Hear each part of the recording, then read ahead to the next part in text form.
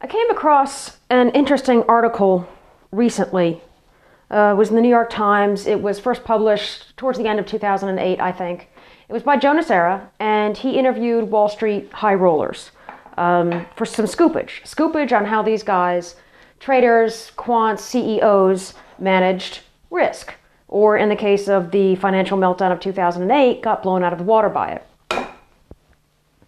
What he found, and a few others found it as well, was that there were some problems with the mathematical models that Wall Street firms developed and used to help them determine how risky their holdings were. It turns out the models, while useful, are only as good as the data that was put into them and the people who used them. Who knew? First, it turns out that the data that was used was based on the good times, meaning rising home values. So if the data in is always the good times, the product out will always be the good times.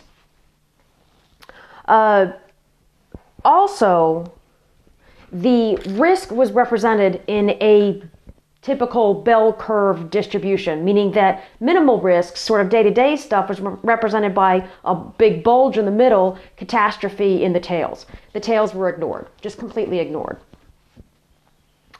Third, the Basel Committee, which is an international banking standards body, issued rules which were ultimately adopted by the SEC here in the US that said that a company's regulatory capital requirement could be determined based on what the company's internal risk model said.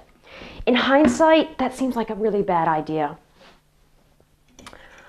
Finally, what you had going on is that these models were so good that they churned out risk in one simple, easy to read, easy to understand number. So easy even a CEO could understand it. And when the number was good, and it always was, the CEO was happy and went off to play golf.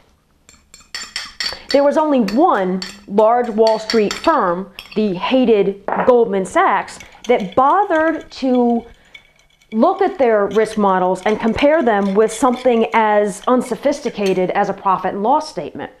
They did this in, I guess, middle of 2007 and noticed something strange. They noticed that there was something going on with these subprime mortgage securities.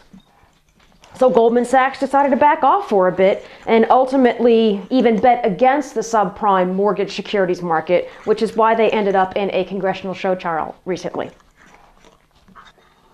The point is that risk models, no matter how good they are, cannot be substituted for sound business judgment. And Congress, not exactly known for its sound business judgment, how are they going to regulate that?